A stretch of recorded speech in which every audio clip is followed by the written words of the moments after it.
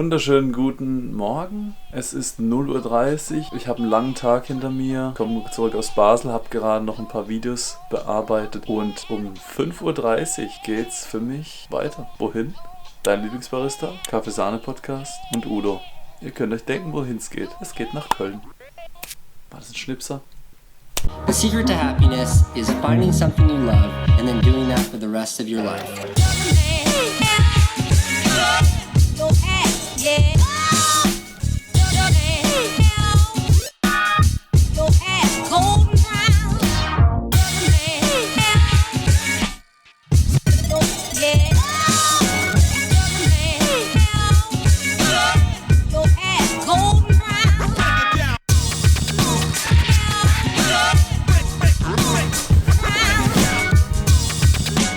Ich machte mich also auf den Weg nach Köln, um die besten Kaffees auszuchecken. Die Entscheidung fiel mir tatsächlich am Anfang schwer, da ich mitten in den Vorbereitungen für die Reise nach Guinea steckte. Jedoch hatte Anna, die Kaffeesahne-Podcast Anna, mich dazu überredet, mit ihr ein paar Tage die Kaffeeszene in Köln zu erkundschaften. Und ich dachte mir natürlich, daraus mache ich doch einfach ein Coffee Guide Video für euch. Schaut euch also unbedingt das komplette Video an, damit ihr seht, welche Spots ihr in Köln abchecken müsst und auch ja nichts Wichtiges verpasst.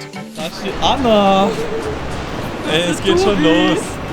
2 Sekunden hier und schon sind die Handys am Start. Nachdem wir uns begrüßt und alle Instagram-Shooting-Formalitäten geklärt hatten, haben wir uns um die wichtigste Sache bei einem Coffeeshop-Hopping gekümmert, und zwar das preiswerteste Ticket für mich in Köln suchen.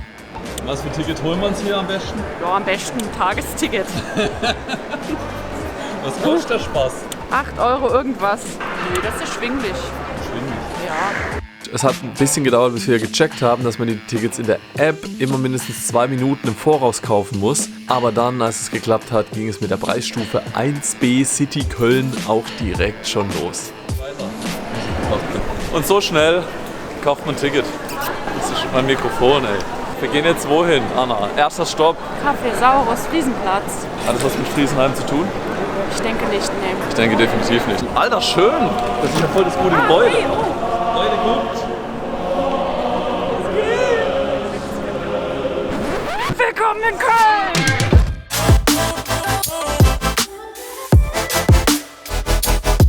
Und hier ist das Wahrzeichen von Köln. Das Rolex-Gebäude. Ist dein Lifestyle? Das ist voll mein Lifestyle. Hier ist auch einfach meine Hut. Meine hier. Guck mal. Sie tragen die Roni.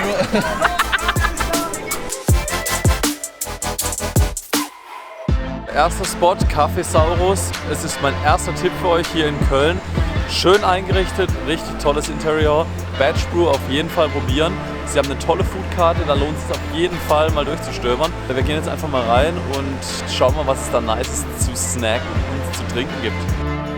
Was die Größe des Menüs angeht, bin ich immer ein wenig unentschlossen. Einerseits finde ich es gut, wenn ein Kaffee sich auf wenige Speisen konzentriert, die aber außergewöhnlich gut schmecken. Andererseits freue ich mich aber auch über abwechslungsreiche Gerichte, gerade dann, wenn ich irgendwo öfters zu Gast bin. Hier im Kaffeesaurus habt ihr auf jeden Fall eine riesen Auswahl. Maschtopia. Maschtopia. Nice. Geil. Ziemlich geil. Es gibt hier auch eine riesen Auswahl von Kuchen, belegte Brötchen, Croissants, Bananenbrot-Variationen und etwas, von dem ich noch nie davor gehört hätte. Also jetzt richtig Bock auf den Scheiterhaufen. Anna, was ist der Scheiterhaufen? Olle Croissants. Zu dem Café gehört außerdem ein Proberröster, in dem sie ihre Kaffees rösten. Espressobohnen und Filterkaffees mit Bohnen aus Kenia, Äthiopien, Kolumbien, Indien und mehr. Als Filterkaffee bieten sie Bun, Batch Brew, maschinengefilterten Kaffee an, der auf einer EK43 gemahlen wird. Das fancy Logo passt sowohl perfekt zur Location als auch zu den Gästen im Kaffeesaurus. Viele Kreative und DesignerInnen treffen sich und lassen sich hier Kaffee und die Snacks in einem übersichtlich klar designten Kaffee-Interior schmecken. Ganz praktisch, wenn 2 Social-Media-Menschen miteinander unterwegs sind, denn da ist niemand dem anderen böse, wenn er oder sie ein paar Minuten am Handy sitzt. So kennt man mich. Kaffee trinken und grammen. Jedoch kommen wir nun zu der Espresso-Maschine. Eine Van der Westen Spirit, zweigruppig, dazu 2 Mutus One-Mühlen von Vittoria Arduino. Auch hier die Design-High-End-Maschine passend zur Einrichtung.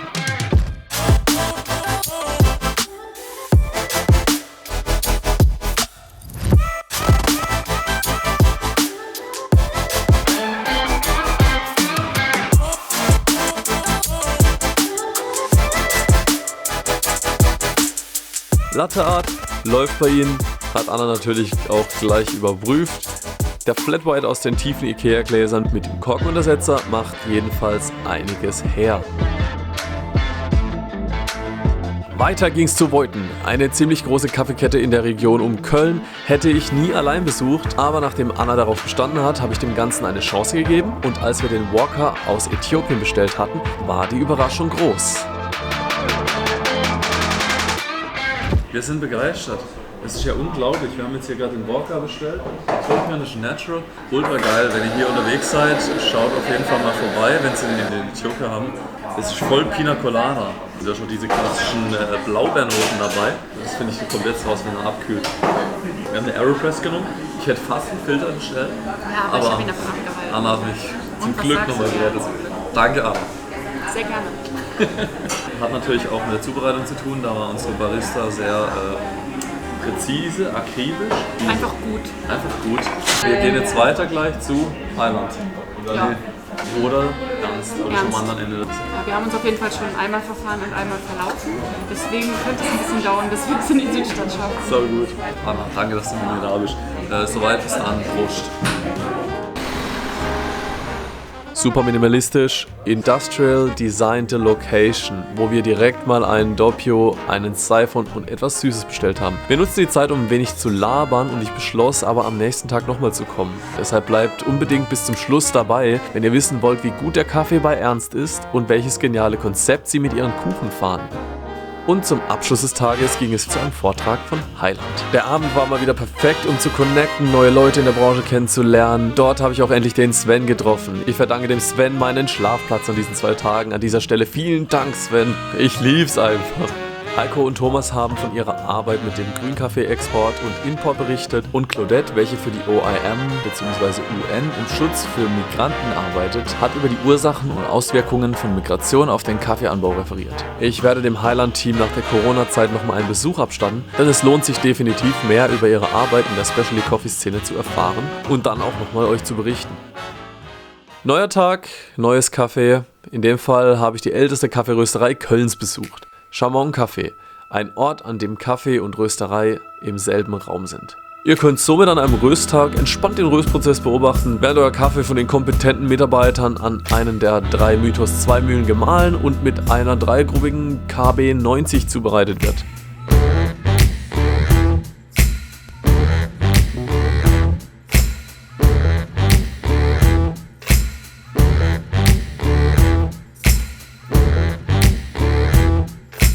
Guten Morgen Leute, ihr seht hier hinter mir im Spiegel die Reflexion des Cafés Chamons. Das ist mein erster Stopp für heute. Wir bringen Sven gleich vorbei, der ist hier am Rösten. Der Sven röstet die Kaffees für Chamon.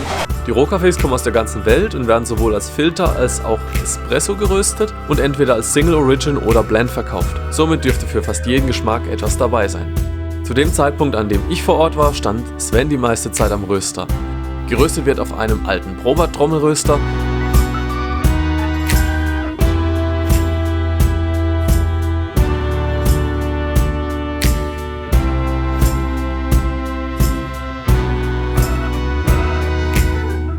Mit 2 Batch-Brews gegeben, einmal Rwanda, Natural, der war ultra interessant, sehr Aprikose, sehr süß, so ein bisschen hat man gemerkt, okay, der ist schon in der Entwicklungsphase, die sind noch am Röstprofil ein bisschen am Ausfallen, aber sehr geil. Und was mich wirklich auch geplättet hat, das ist ein Kenianer, verrückt, volle Pflaume, wie so ein Pflaumenkuchen, wenn man dazu schmeckt. Man hatte null diese spritzigen Säuren, richtiger Weihnachtskaffee, Gewürze und Pflaume. Und zum Schluss wollte ich Coras Latte Art Skills noch sehen, aber das mussten wir leider dann auch nächstes Mal verschieben. Jedoch bin ich dann noch mit dem sympathischen Fotografen Georg ins Gespräch gekommen. Tobi, ja, mit Y? Oder 3i. Der das Buch Sneakers, Stories und Statements herausgebracht hat und er mir zum Abschluss sogar noch eine signierte Originalaufnahme aus dem Buch geschenkt hat. Auf jeden Fall Ernst Kaffeerösterei besuchen. Die haben hier ein ziemlich schickes Café, bei dem sie wirklich auf jede Kleinigkeit achten. Hier wird grammgenau Kaffee abgewogen. Hier werden die Rezepte den Kunden auf die Packungen geschrieben, wenn sie sie mit nach Hause nehmen. Hier wird einfach sehr viel auf diese akribische Zubereitung Wert gelegt. Wenn ihr mit jemandem nerden wollt, hier könnt ihr abgehen. Wir gehen jetzt rein. Bester Kaffee der Stadt. Da habt ihr direkt eine Kundenstimme. Ich würde sagen, wir gehen mal rein. Let's go. kommen wir nun zur Ernst Kaffeerösterei.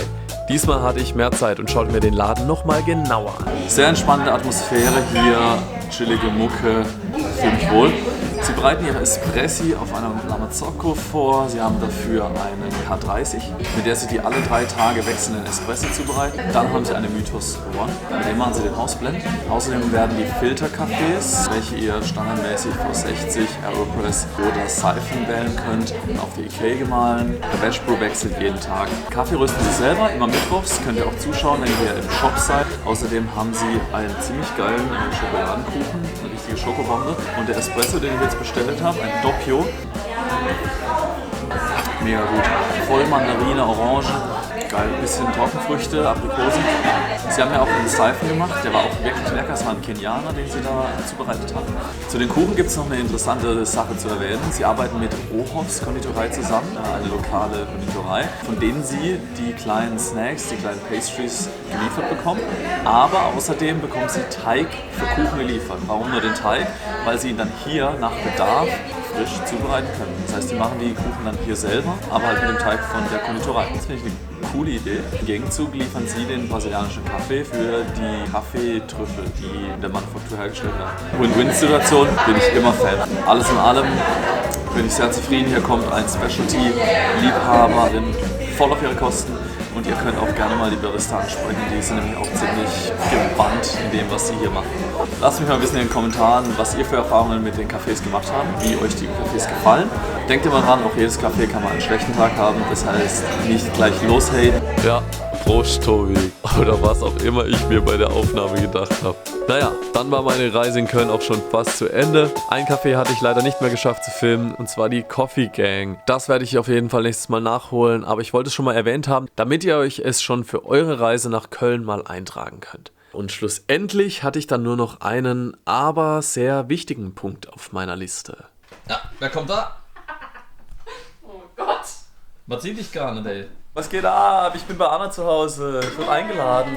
Cool. Wir werden gleich was richtig Cooles machen. Sag du es mir, Anna. In meinem Podcast. Wir nehmen einen Podcast auf. Ich fühle mich geehrt. Jetzt macht Anna erstmal hier im Hintergrund Kaffee. An ihrer Linnea Mini. Das sind so die Dinge, die man so daheim hat als Kaffee-Sahne-Milch. Anna, was machst du jetzt für Kaffee?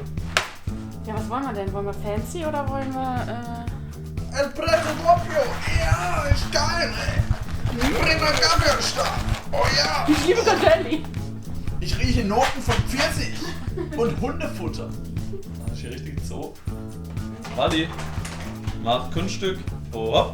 Nö, jetzt geh ich nicht hoch. Ich wollte eigentlich kurz hoch, aber jetzt nö. Ja, wer die Podcast-Reihe von Anna, den Kaffeesahne-Podcast, noch nicht kennt, sollte das definitiv mal ändern. Die Folge 19 zum Beispiel ist jene, die wir am Abend gemeinsam mit meiner Tierfellhaarallergie aufgenommen haben. Da erfahrt ihr zum Beispiel alles über meine Vergangenheit. Also wirklich was für die wahren Stalker unter euch. Wir haben gerade auf Aufnahme gedrückt und du kommst vorbei. Runa. Ja, du hast auch gepfiffen.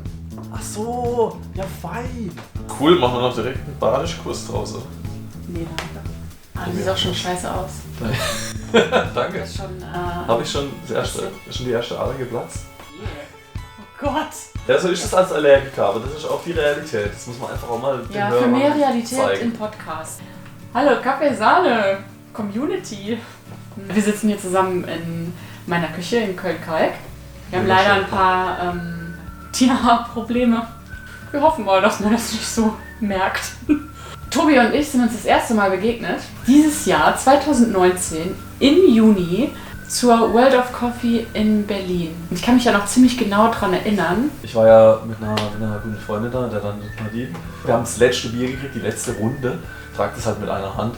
Ja, wie man das halt so macht, ja. Was macht das Kaffee Professional? Ich laufe die Treppe runter und übersehe halt eine Stufe und leere mir halt das komplette Tablett mit 4 Bier übers T-Shirt. Geht zurück an Tresen, voll am Arsch und denke so, scheiße, schlimmer kann es nicht werden, und dann steht die Anna da. Ja. Hi, wie siehst du denn aus? So ein perfekter erster Eindruck. Ja, ich dachte echt so, boah, ekelhaft. Ekelhafter Typ, ey, was ist das für ein Schmutz? Alter Tobi. Wir haben einige spannende Sachen auch über meine Vergangenheit als Veranstaltungstechniker gesprochen, wie ich in die Kaffeeszene gekommen bin, wie das Ganze mit den Videoaufnahmen bei mir angefangen hat und was Community für mich bzw. für uns bedeutet.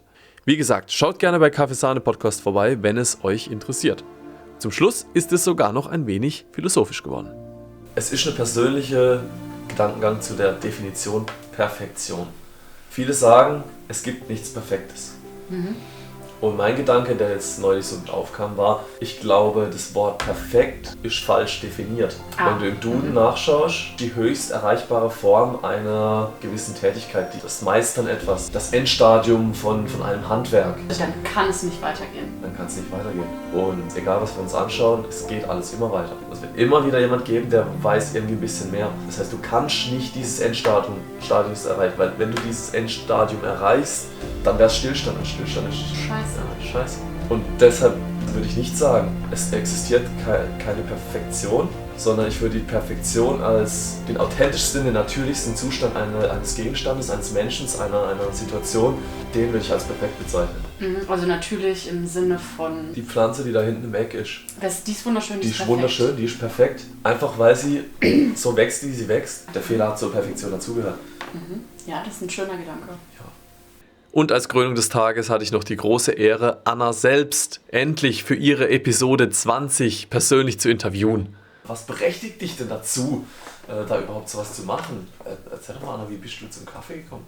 Ich habe tatsächlich schon so einige Jahre an Kaffeeerfahrung auf dem Buckel und bin auch da, wo ich jetzt bin und mit meinem Berufsweg wirklich nur des Kaffees wegen.